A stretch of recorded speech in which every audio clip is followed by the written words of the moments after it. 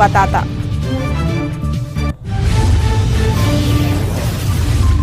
फर्रुखाबाद में गंगा नदी ने मचाया जल तांडव। खतरे के निशान से ऊपर पहुंचा जलस्तर। बाढ़ के पानी से 24 से ज्यादा गांव डूबे। 6000 से अधिक लोगों को सुरक्षित जगहों पर पहुंचाया गया। इलाकों में बढ़ा बीमारियों का खतरा।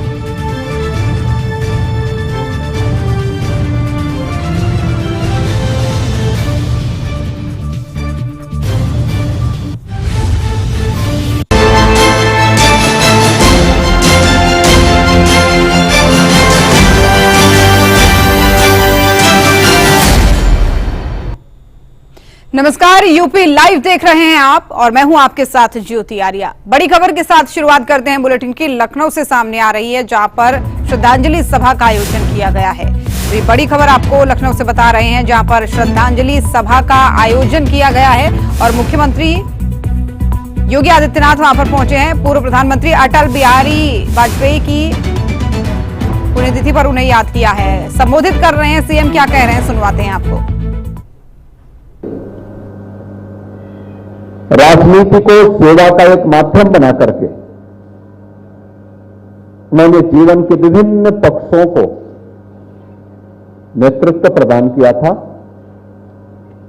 और जिस भी क्षेत्र में अटल जी की दखल हुई उसमें उत्कृष्टतम कार्य करने का प्रयास किया। उस क्षेत्र में उन्होंने कुछ नयापन करके दिखाया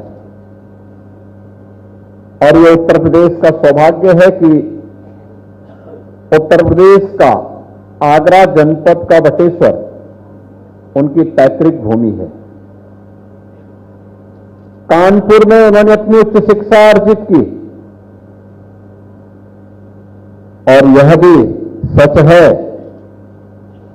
कि एक ही कॉलेज में पिता और पुत्र दोनों उच्च शिक्षा के लिए एक साथ पढ़ रहे थे। उत्तर प्रदेश से उन्होंने अपनी राजनीतिक पारी की शुरुआत जनपद बलरामपुर से की, जहां स्वर्गीय अटल बिहारी वाजपेयी जी के नाम पर उनकी स्मृतियों को जीवंत बनाए रखने के लिए हमारी सरकार एक मेडिकल कॉलेज का निर्माण वहां पर कर रही है।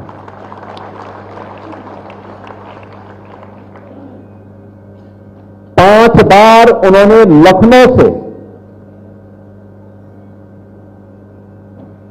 देश की संसद में प्रवेश किया। 10 बार लोकसभा के सदस्य, 2 बार राज्यसभा के सदस्य, 3 बार प्रधानमंत्री के रूप में इस देश को अपना यशस्वी नेतृत्व भी प्रदान किया। बहनों और भाइयों, स्वर्गीय अटल जी की इन सभी स्मृतियों को जीवंत बनाए रखने के लिए उन सभी पक्षों को समाहित करते हुए हमारी सरकार ने उस तबके को टच किया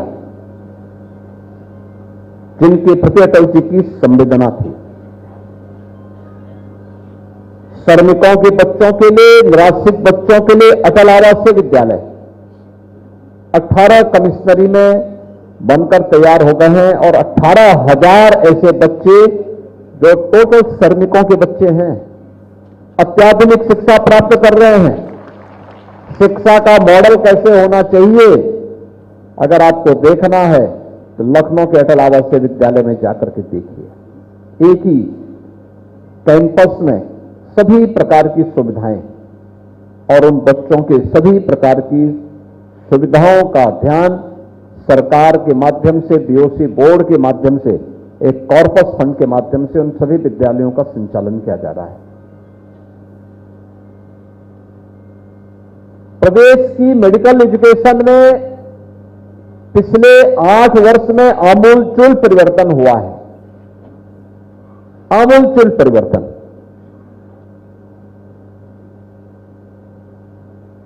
इन मेडिकल कॉलेजेस के लिए पहले अलग अलग विश्वविद्यालय हुआ करते थे। स्वाभाविक रूप से अलग विश्वविद्यालय, पाठ्यक्रम भी अलग हो जाते हैं, परीक्षाएं भी असमय होती थी, तमाम प्रकार की विषमताएं होती थी और स्वर्गीय अटल बिहारी वाजपेयी जी की लोक भवन मुख्यमंत्री कार्यालय के पास जब प्रतिमा के प्रथम पुण्यतिथि के अवसर पर आदरणीय प्रधानमंत्री जी श्री नरेंद्र मोदी जी अटल जी की मूर्ति के अनावरण कार्यक्रम में आए थे, उस मूर्ति अनावरण कार्यक्रम के अवसर पर उन्होंने लखनऊ में उत्तर प्रदेश का पहला मेडिकल यूनिवर्सिटी अटल बिहारी वाजपेयी जी के नाम पर लखनऊ में जो स्थापित है उसका शिलान्यास किया और आज उत्तर प्रदेश के सभी 80 मेडिकल कॉलेजेस उससे एफिलिएटेड होकर के संचालित हो रहे हैं। जो उत्तर प्रदेश हर एक क्षेत्र में बीमारू था, स्वास्थ्य के क्षेत्र में, अर्थव्यवस्था के क्षेत्र में, विकास के क्षेत्र में, आज वो बीमारू नहीं है बल्कि बीमारी का उपचार कर रहा है। ये इन महापुरुषों के मार्गदर्शन और उनकी प्रेरणा से ही संभव हो पाया है। हमारी सरकार ने अभी हाल ही में उत्तर प्रदेश कैबिनेट ने निर्णय ये भी लिया है, उच्च शिक्षा के लिए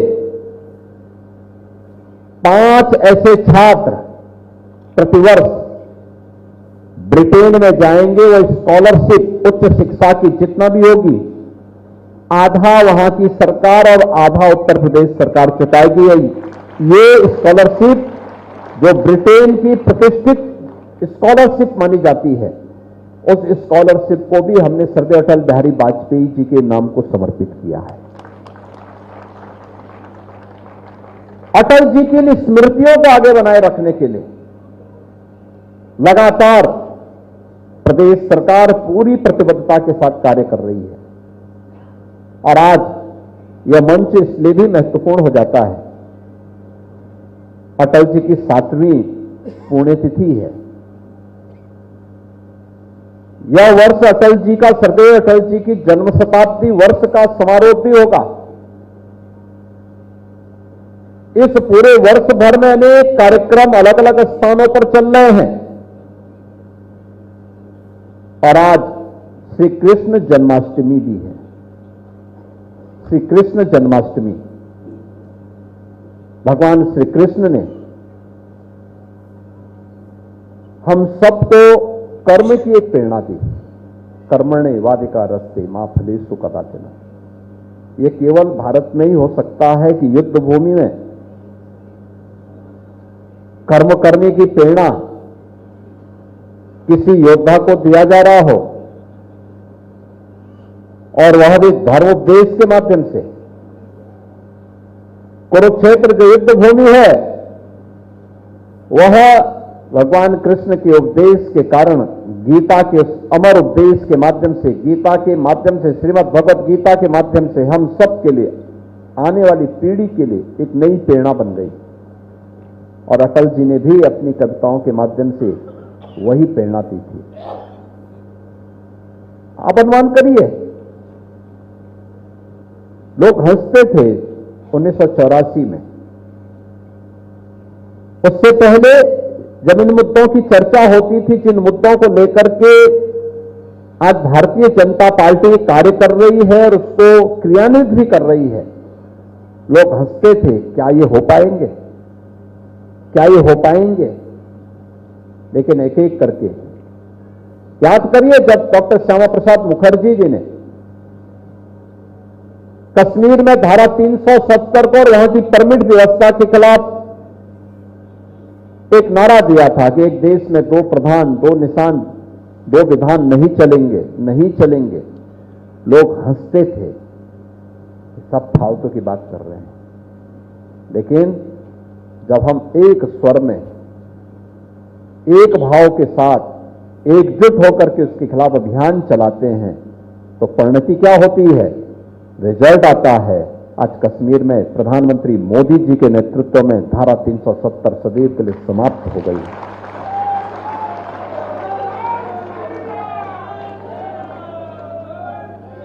जब भारत के मूल्यों और आदर्शों की बात भारतीय राजनीति में करने के बारे में भारतीय जनसंघ और भारतीय जनता पार्टी ने मुद्दे उठाए थे, लोग हंसते थे, क्या ये हो पाएगा? जब भारतीय जनता पार्टी ने अपने अधिवेशन में 1989 में श्री राम जन्मभूमि के मुद्दे को उठाया था, लोगों ने कहा था कि भटक गई है, अब कुछ नहीं होने वाला है। लेकिन नेतृत्व पीछे नहीं हटा, लगातार लड़ता रहा, लगातार कार्य करता रहा। अंत परिणाम आया ना, 500 वर्षों के बाद अयोध्या में रामलला का विराजमान हुआ, भव्य राम मंदिर का निर्माण हुआ। ये सभी कार्य एक एक करके होते हुए दिखाई दे रहे हैं। और इसीलिए अटल जी ने कहा था इस बारे में कि क्या हार में, क्या जीत में, किंचित नहीं भयभीत में, कर्तव्य पथ पर जो भी मिला यह भी सही वो भी सही, वरदान नहीं मांगूंगा, हो कुछ पर हार नहीं मानूंगा। और ये श्री कृष्ण की वह कर्म की प्रेरणा है, वही कर्म की प्रेरणा है जिसके लिए इस धराधाम पर श्री विष्णु के एक पूर्ण अवतार के रूप में भगवान श्री कृष्ण इस धरती पर जन्मे थे। और मेरा सौभाग्य है कि आज प्रातःकाल ही मैं अटल जी को श्रद्धांजलि देने के बाद मथुरा गया हूं। मथुरा में दर्शन करके, वहां की व्यवस्था देख करके और फिर मैं सीधे इस कार्यक्रम का हिस्सा बन रहा हूं। आज के इस अवसर पर भगवान श्री कृष्ण के चरणों में नमन करते हुए, उनके अवतरण के दिवस पर उनके चरणों में नमन करता हूं। सदैव अटल जी को उनकी पावन पुण्य तिथि पर उनकी स्मृतियों को नमन करते हुए विनम्र श्रद्धांजलि अर्पित करता हूं। और हम सब भारतीय जनसंघ और भारतीय जनता पार्टी के संस्थापकों ने जिन मूल्यों के लिए, जिन आदर्शों के लिए सेवा को सर्वोच्च मान करके, राष्ट्रीयता के भाव को सर्वोच्च मानते हुए राजनीति को जीवन में सेवा के जिस अभिन्न हिस्से के रूप में स्वीकार किया, हम इसे अपने जीवन का व्रत मानेंगे। इस विश्वास के साथ आप सबको भी मैं श्री कृष्ण जन्माष्टमी की हृदय से बधाई और मंगल में शुभकामनाएं देता हूं। धन्यवाद। जय हिंद। तो सीएम योगी आदित्यनाथ को सुन रहे थे आप। लखनऊ में वो पहुंचे हुए थे, यहाँ पर उन्होंने तमाम बड़ी बातें कही। श्रद्धांजलि सभा का आयोजन किया गया था और इस दौरान जब मुख्यमंत्री पहुंचे तो उनकी तरफ से बड़ी बातें कही। उन्होंने अटल बिहारी वाजपेयी को श्रद्धांजलि अर्पित की, उनके कामों को याद किया।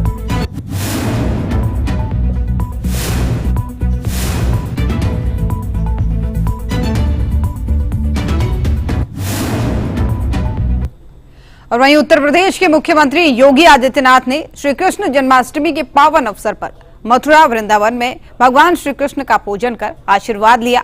वहीं प्रदेश की सुख समृद्धि की कामना की। इस दौरान उन्होंने मथुरा वृंदावन के सर्वांगीण विकास के लिए समर्पित कई विकास परियोजनाओं का उद्घाटन और शिलान्यास किया।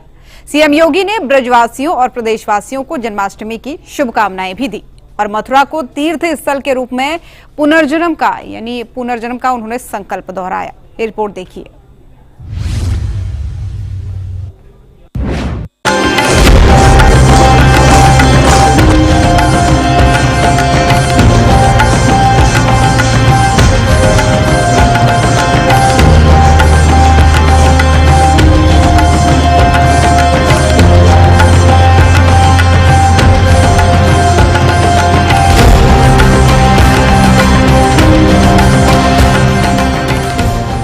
मथुरा में 5252वें श्री कृष्ण जन्मोत्सव का उत्सव धूमधाम से मनाया गया। इस अवसर पर मुख्यमंत्री योगी आदित्यनाथ ने मथुरा पहुंचकर श्री कृष्ण जन्म स्थान पर विधिवत पूजन किया और भगवान श्री कृष्ण का आशीर्वाद लिया।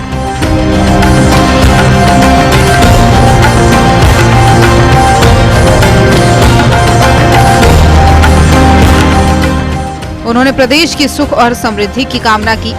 सीएम योगी ने मथुरा, वृंदावन, बरसाना, गोकुल, बलदेव, गोवर्धन और रांद को तीर्थ स्थल के रूप में उनकी पौराणिक मान्यता को बहाल करने का संकल्प दोहराया।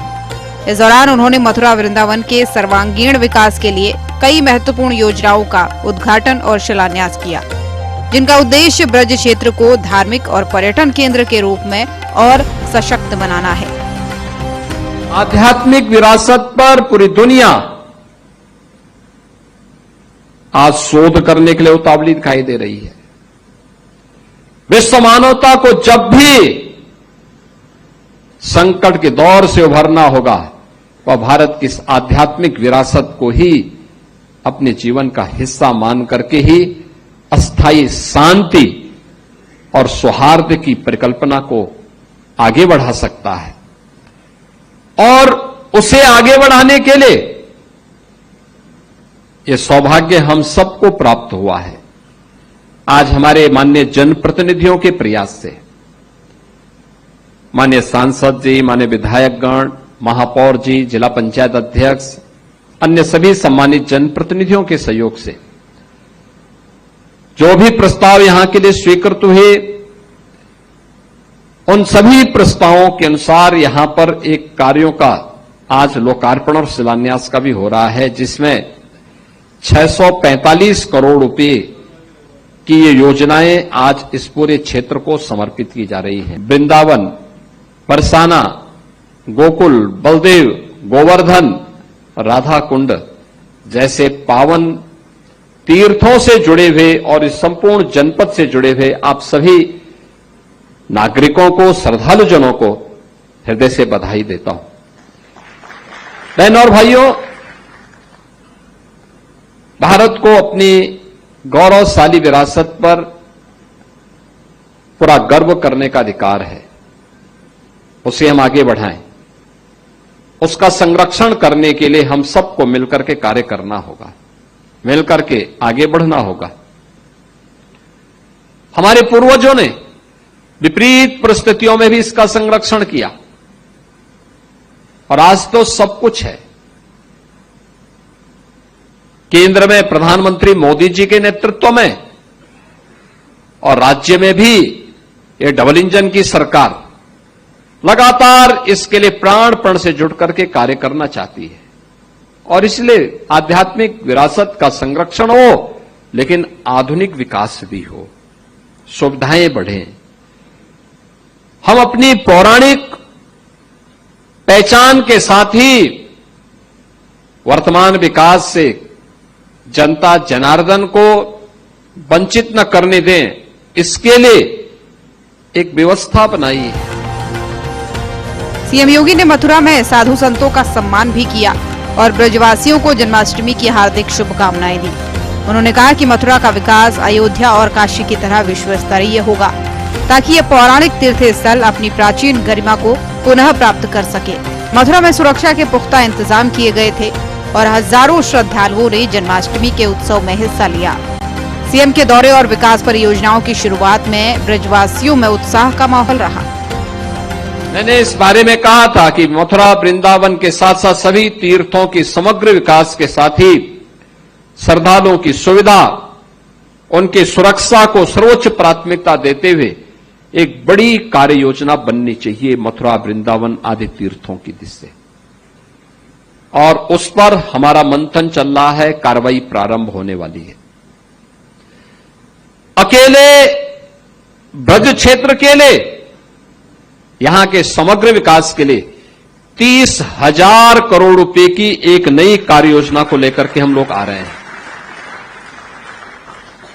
हमारा ब्रज क्षेत्र फिर से द्वापर की स्मृतियों को ताजा करेगा। जिस ब्रज क्षेत्र में रहकर के अपना पूरा जीवन समर्पित भाव के साथ हमारे पूज्य संतों ने श्री कृष्ण की भक्ति के लिए, श्री राधा जी की भक्ति के लिए, इन पावन तीर्थों के संरक्षण के लिए अपने आप को समर्पित किया है, उन भावनाओं को सम्मान करने के लिए सरकार आज प्रतिबद्धता के साथ कार्य कर रही है। बहनों और भाइयों, इसके लिए लगातार प्रयास हो रहे हैं। आपने देखा होगा एक एक करके वे फिर से जिसके बारे में लोग कहते थे नहीं हो सकता है, आज उस असंभव को संभव बनाया गया है। कोई सोचता था, कोई सोचता भी नहीं था, लेकिन आज आप जाइए काशी में, काशी विश्वनाथ धाम में, जहां पर आज से 10 वर्ष पहले 50 श्रद्धालु एक साथ दर्शन नहीं कर पाता था बाबा विश्वनाथ के धाम में, आज एक साथ 50,000 श्रद्धालु भी आ जाएगा तब भी वहां दर्शन कर लेगा। और महाकुंभ के दौरान और इस सावन मास में 8 से 10 लाख श्रद्धालु प्रतिदिन वहां दर्शन किया है। 8 से 10 लाख श्रद्धालु। आज से 5 वर्ष पहले, 6 वर्ष पहले कोई ये मानता था कि अयोध्या में इतना विकास हो जाएगा? श्री राम मंदिर निर्माण के बारे में लोग कहते थे, रे ये सब केवल एक जुमला है। जिन लोगों ने जीवन भर जुमला ही पढ़ा है उनको ये भी संकल्प जुमला लगता था। लेकिन बहनों और भाइयों, आज आप देख रहे होंगे अयोध्या धाम में श्री राम जन्मभूमि पर भव्य मंदिर बन चुका है। रामलला फिर से विराजमान हो गए। मथुरा में श्री कृष्ण जन्माष्टमी का उत्सव भक्ति और विकास के संगम का प्रतीक बना। सीएम योगी ने भगवान श्री कृष्ण का पूजन कर प्रदेश की सुख समृद्धि की कामना की और मथुरा वृंदावन के लिए कई विकास परियोजनाओं की सौगात दी। ये कदम न केवल ब्रज की धार्मिक और सांस्कृतिक पहचान को मजबूत करेगा, बल्कि इसे वैश्विक पर्यटन और तीर्थ स्थल के रूप में नई ऊंचाइयों तक लेकर जाएगा। ब्यूरो रिपोर्ट, सूर्या समाचार।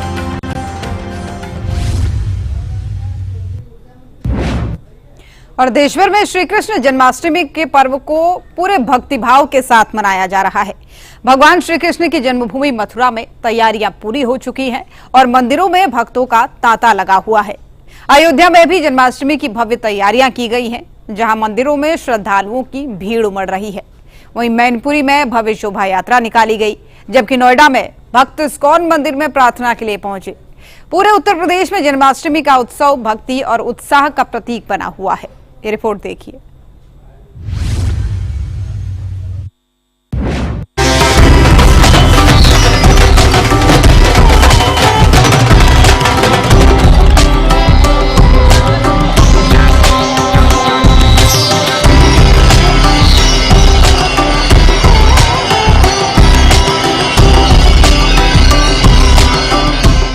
श्री कृष्ण जन्माष्टमी का पर्व आज पूरे देश में धूमधाम से मनाया जा रहा है।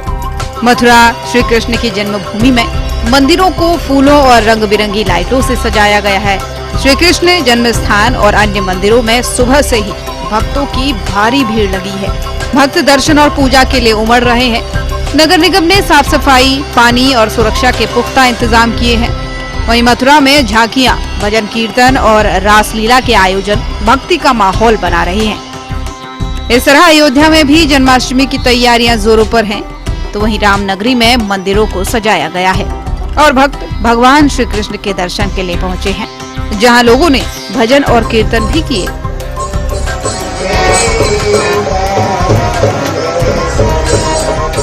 हाँ, जन्माष्टमी के दिन हमारा आना इधर हो गया, संजोग की बात है, लेकिन हमें कल बहुत अच्छा दर्शन हुआ हनुमान कड़ी का। और आज सुबह सुबह हम लोग निकले थे तो राम दरबार के भी अच्छे दर्शन हो गए। बहुत मजा आया, बहुत आनंद आया। हमारी जन्माष्टमी सफल हुई, बहुत अच्छी। अभी कहाँ पे आए, किस मंदिर में हैं आप? अभी हम लोग सब दर्शन हो गए, अभी हम वापस जा रहे हैं। हम राम दरबार होके आए। जन्माष्टमी के पावन पर्व अवसर पर भगवान श्री राम मंदिर के दर्शन किए, हनुमान गढ़ी के दर्शन किए। अब दशरथ महल में आए हैं, यहाँ के दर्शन करेंगे और जन्माष्टमी का पर्व बड़े हर्षोल्लास के साथ मना रहे हैं। और दही हांडी का फंक्शन भी देखेंगे हम यहाँ पर। अयोध्या में बड़ा खुशी का माहौल है, आनंददायक है। मैनपुरी में जन्माष्टमी के अवसर पर कृष्ण भक्तों ने भव्य शोभा यात्रा निकाली और इस यात्रा में सजे धजे रथ, भगवान श्री कृष्ण की झांकियां और भजनों ने सभी का मन मोह लिया। स्थानीय लोग और बच्चे इस शोभा यात्रा में उत्साह के साथ शामिल हुए। आज यादवेंद्र सरकार भगवान योगीराज कन्हैया का जन्मदिन है, तो आज हम सर्व समाज के साथ पूरे जोश और उल्लास के साथ अपने आराध्य भगवान, समस्त कलाओं के अवतार भगवान योगीराज कन्हैया के जन्मदिन की शोभा यात्रा धूमधाम से निकाल रहे हैं और सर्व समाज का समर्थन है, सर्व समाज के भगवान। दूसरी ओर नोएडा में इस्कॉन मंदिर में जन्माष्टमी का उत्सव भक्ति भाव से मनाया गया है। भक्तों ने भगवान श्री कृष्ण की विशेष पूजा अर्चना की और भजन कीर्तन में हिस्सा भी लिया। मंदिरों में दही हांडी और अन्य सांस्कृतिक कार्यक्रमों ने उत्सव को और रंगीन बना दिया। पूरे प्रदेश में सुरक्षा के कड़े इंतजामों के बीच जन्माष्टमी का उत्सव शांतिपूर्ण ढंग से मनाया जा रहा है। इस पर भी लाखों ही श्रद्धालु आएंगे। उम्मीद है 5 लाख से ज्यादा श्रद्धालुओं के आने की उम्मीद है और उनके लिए पूर्ण व्यवस्था की गई है, सुरक्षा के पूर्ण इंतजाम किए गए हैं। आप देखेंगे एंट्रेंस पे ही पिंक बूथ की व्यवस्था की गई है जो महिलाओं की सुरक्षा को लेकर के है और गर्भवती महिलाओं के लिए यूट्यूब के माध्यम से वो दर्शन कर सकती हैं।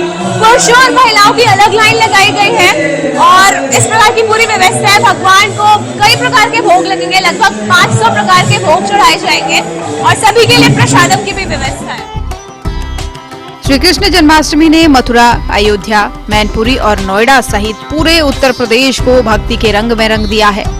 वहीं मथुरा में जन्म स्थान पर भक्तों की भीड़, अयोध्या में मंदिरों की रौनक, मैनपुरी की शोभा यात्रा और नोएडा के इस्कॉन मंदिर में प्रार्थनाओं ने उत्सव को यादगार बना दिया। ये जन्माष्टमी न केवल भगवान श्री कृष्ण की भक्ति का प्रतीक है बल्कि सामाजिक एकता और सांस्कृतिक वैभव को भी दर्शाती है। ब्यूरो रिपोर्ट, सूर्या समाचार।